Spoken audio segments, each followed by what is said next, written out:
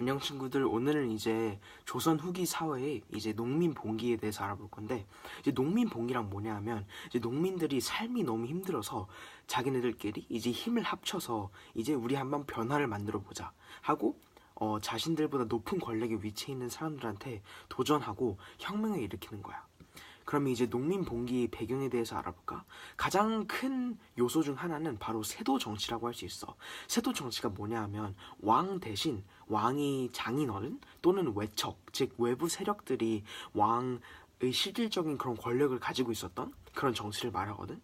근데 이제 이때가 어떤 때였냐면 이제 정조가 왕위를 물러서고 이제 순조가 즉위한 때였는데, 순조는 11살밖에 되지 않아서 처음에 즉위를 할 때, 그래서 당연히 그 순조가 너무 어렸다고 생각한 이제 외부 세력들이나 아니면 순조의 장인어른은 이제 그 권력을 뺏은 거지. 그래서 자기네들이 이제 실질적으로 나라를 다스리기 시작한 거야.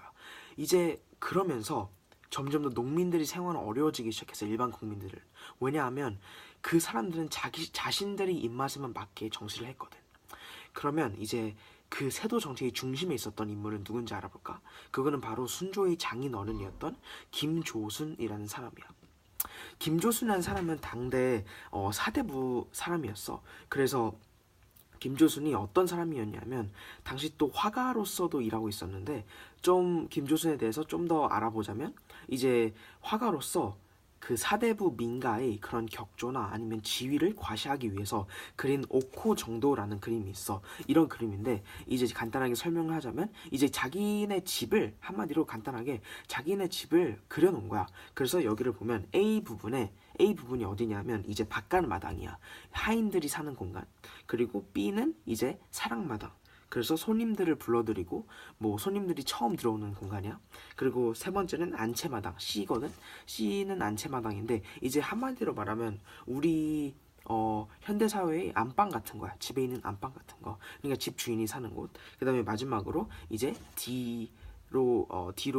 뒤로부터 볼 수 있듯이 이제 별원이 있지. 그러면 이제 농민들이 생활이 과연 왜 어려웠는가?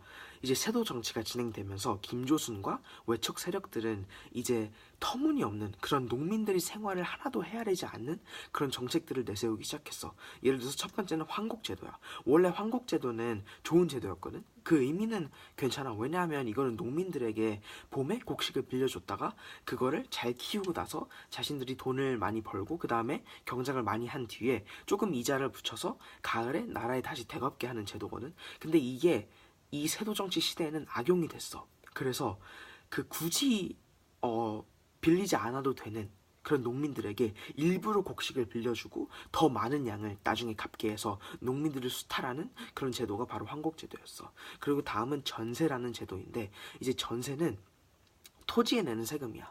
근데 이제 토지에 내는 세금인데, 세금 뭐 있을 수 있어. 근데 이 시대에는 그게 터무니없었던 거지. 농민들이 생활을 전혀 헤아리지 않았던 거지.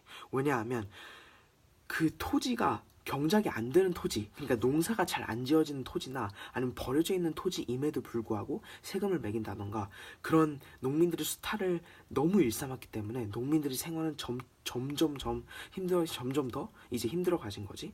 그리고 마지막으로는 군포가 있었어. 군포란 이제 군대에 가는 대신 이제 내는 세금인데, 뭐 이거는 뭐 군대는 의무인데 그 의무를 안 가는 대신 내는 세금이니까 마땅하다고 볼 수 있어. 하지만 또 이 시대에는 이게 굉장히 부패했었어. 왜냐하면 굳이 군대를 가지 않아도 되는 아이가 있는 집에게 군포를 묻거나, 즉 세금을 걷거나 해가지고 더욱더 농민들의 생활은 점점 더 힘들어졌다고 볼 수 있겠지. 그래서 이런 수탈과 이런 힘든 상황에 견디지 못한 농민들이 다 같이 힘을 합쳐서 이제 농민 봉기를 조선 후기에 일으키게 된 거야. 그러면 이제 1부에서는 이제 농민 봉기가 무엇이고 그 배경에 대해 알아봤으니까, 이제 2부에서는 정확히 어떤 일들이 일어났는지, 그리고 어떤 봉기, 즉 어떤 지역이나 아니면 어떤 인물 중심으로 이제 봉기가 일어났는지 한번 알아볼게. 그럼 안녕.